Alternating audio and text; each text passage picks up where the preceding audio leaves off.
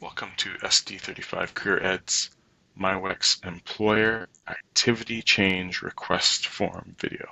This will show you how to make changes because we don't have access at the school level yet to make changes on myWEX to the employer and the activity. I'm sorry, it's a request that we've made to see if in the next update this can be something that you don't need to ask us to do.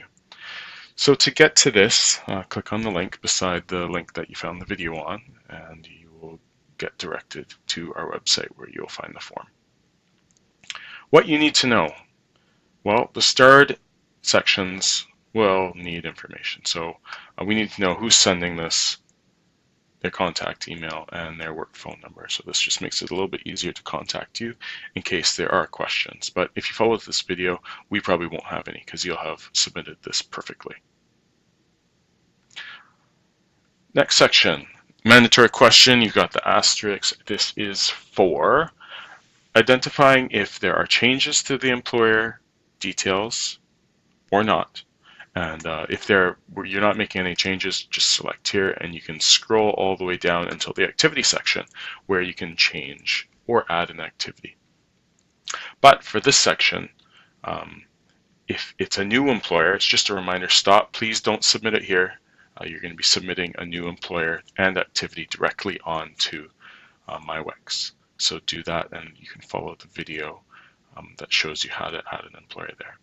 If you want to change to the employer, then you're going to proceed and enter the details below. And if there's something else that we're not quite aware of and I haven't listed the reasons, please let me know. Please read. Only complete the sections below that need to be updated. If there are no changes, please leave section empty. Yeah, so we have to actually manually copy and paste all of this information into the employer and into the activity section. So if what's there is okay, leave it blank. This is only to add or to change from what's already there. So the employer name, super important. Please make sure it's exactly as it appears in myWEX so that we can search it up and make sure we're making changes to the proper employer. So if you needed to change the address and they're moving to 566 2nd Street, city stays the same. Let's say it's still in Langley, so we're going to leave that there. The postal code would change. And the formatting will fix automatically once we copy and paste it into myWEX. Don't worry about that. And,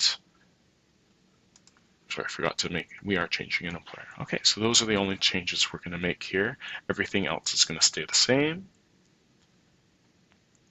And these are in the same order as if you were to create an employer, the exact fields in the exact same order. So you can scroll through this page and that page at the same time if it helps, just for reference. And then this is the basic section for the employer. So if the employer gave you specific information that they wanted entered onto myWEX so that other schools and other teachers know about additional language that would be helpful or minimum grade that they want to be working with, then this would be good. Or if we're updating the WorkSafe number, put it in there. Remember, it's a 6 or 9 digit number and it's on the WorkSafe clearance form. Now for the activity, if there's no changes, you just leave it at the top one. This is another required one. If there are changes, then if it's an existing activity, boom. New activities, we have to add it this way, unfortunately. And if it's a new activity to a new employer, sorry, you can't submit it here. You're going to have to send it on myWEX, and it will make it a lot easier and quicker for you to do that. So let's say it's a existing activity. The activity description, how it currently is I think we said a bookshelver, organizer, shipper. Occupation code is staying the same. So what is changing? The dress code. So please add following, and the dress code is going to say non-slip footwear. So the employer perhaps gave some feedback that sometimes it gets wet or something, and perhaps they have decided that they're going to mandate that everyone has non-slip footwear. So this would be something that is required and something that we could add into the dress code section of, actually this should be in the safety equipment, that this is something that is required as part of anyone participating in this activity in the future. If you have any special notes, please put it in here, and or any general instructions or concerns that you have with if you have any questions, please feel free to leave this here, and then we can get back to you, and we'll know what employer you're talking about and exactly what you're trying to do. And if all is good, submit, and poof. Oh, look at that, I didn't enter my name.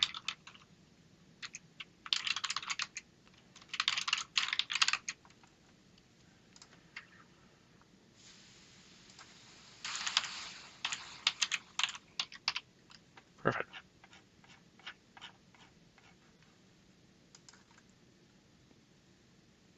Oh no,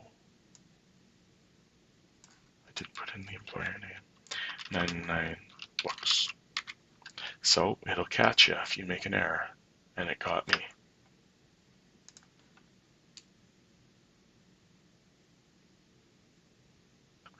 Once it has sent, you should get a little confirmation message, and there you go. So if it is urgent, please make sure to email Ronnie or myself so that we can expedite the change and get you up and running sooner rather than later, because we probably will check myWEX and look for these sorts of changes every couple days as required. Thanks for watching, and good luck in submitting those employer activity request forms. Hopefully you enjoyed this video and learned something about completing this task.